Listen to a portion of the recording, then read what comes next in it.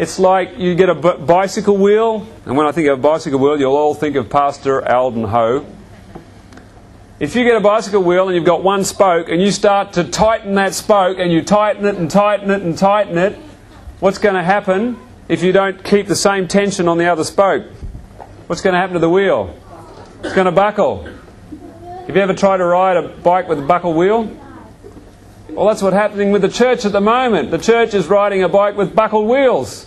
Because people pulling this way, people pulling that way, and the wheels are all buckled and bent out of shape. And some people say, oh, I'm sick of riding this bike, I'm getting off. I don't want to ride this bike anymore. And while I can sympathise with them, I'm going to hang on to the bike. Because Jesus is going to realign the spokes, and we're going to get this wheels, and we're going to keep going, aren't we?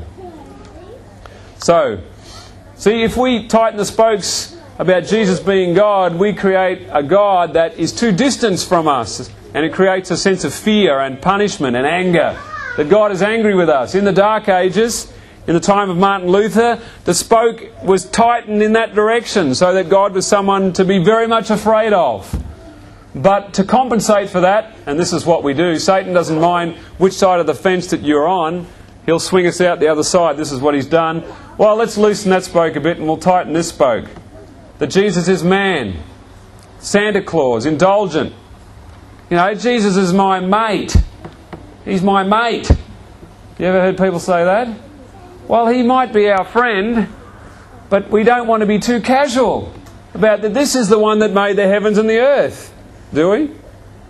No, we don't want to be too casual. But at the same time, if we remove God too far away from us so that he's not our friend, not someone that loves us, we give up. We lose hope. If we see Jesus more as a man, then we lose respect. And this is something that we wrestle with today when we come into his sanctuary. Do we reverence his sanctuary? Do we reverence the house of God? Do we recognise that we're in the presence of the Almighty? Maybe we're forgetting some of these things. Maybe we need to loosen the spoke on this side and give a bit more up there. To recognise to be in the presence of God is an awesome thing. And we need to remember that. We need to keep the spokes in line, in harmony with each other. All right. So why have I been sharing all these things? Well, one, because it's interesting, and I'm sure you found that interesting.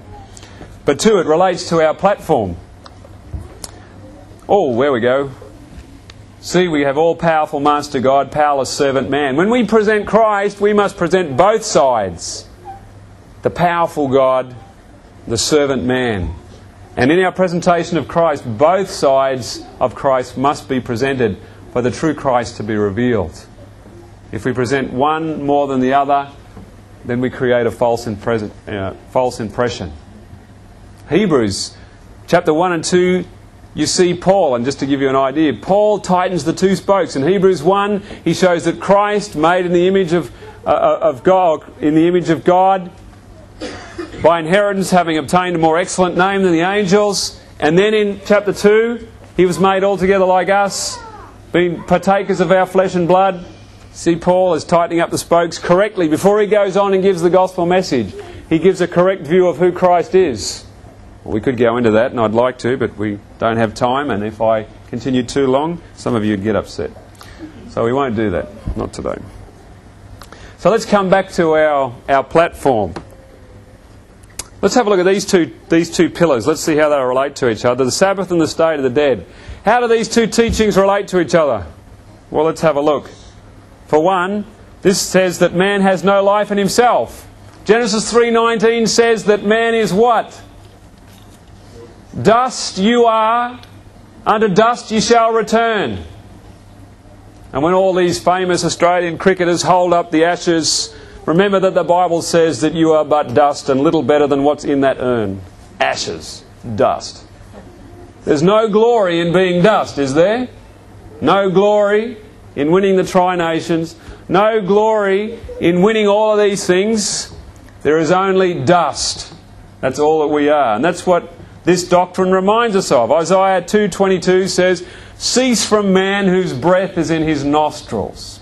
John 15:5, Jesus says, without me you can do nothing. Do we believe that? Up here we do. Sometimes it doesn't quite connect. Because if we really believed that without Him we could do nothing, then we would believe this text that says, "Great peace have they which love Thy law, and nothing will offend them." Do we get offended? Well, then we don't believe this.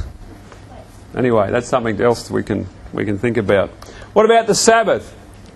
The Sabbath teaches us what? That God is the source of life. Remember the Sabbath day to keep it holy. 4 in 6 days what? The Lord made. Everything comes from God, the source of life. He produces everything. So these two teachings are at opposite ends of the spectrum. The Sabbath teaches us that God is the source of all life. The state of the dead teaches us that we have no life. And where do we resolve this apparent possible contradiction that God is life and we have no life? Well, Christ is our life. Colossians 3:4 says Christ, who is our life. And so He is the resolver of that extreme. Okay? Does that make sense? How these relate to each other? These teachings are far deeper than simply believing that when you die you go into the ground and you can't remember anything anymore. The doctrine of the state of the dead, as I've said a number of times, is key to understanding how we are saved.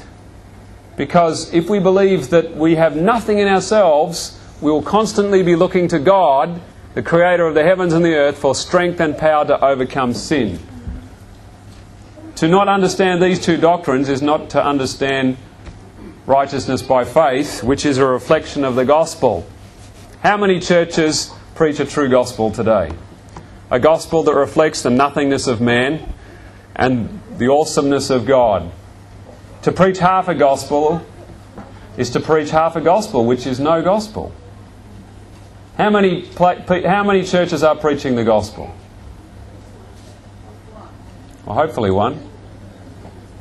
At least one, I hope. God says He has His witness in the earth.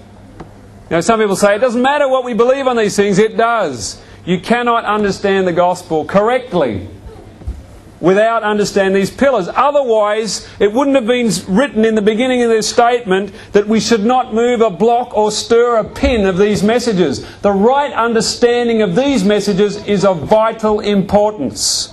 That's what we've been told. That's what we've been instructed. Are we going to heed it? Are we going to listen to it? So, it doesn't matter. Well, who told you that it didn't matter? God says it does matter. God says it's important. And that's why we need to understand these teachings. All right. I've got ahead of myself. Sabbath and the state of the dead are life source focused. It tells us where our life comes from. These two teachings lay the foundation to remind us that there is no glory in man. To lay the glory of man in the dust.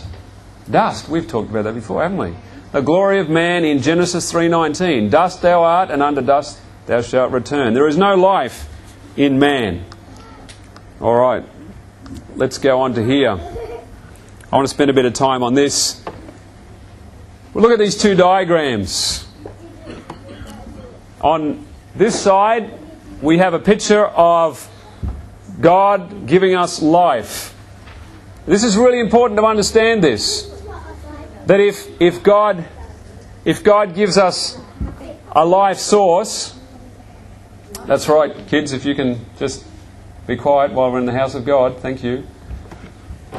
If God gives us a life source, and the life source is here, when God asks us to do something, where will we look for the power to overcome? Here or to God? We'll look to ourselves, won't we? What does the doctrine of the immortality of the soul do to righteousness by faith? It causes you to look inside for the power to overcome.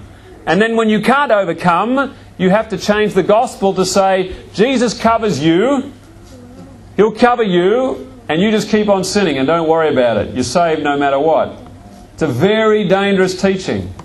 By believing that God has given us life in ourselves. Whereas on this side, we have no life in ourselves. We are in a continual stream. God sends His life down to us.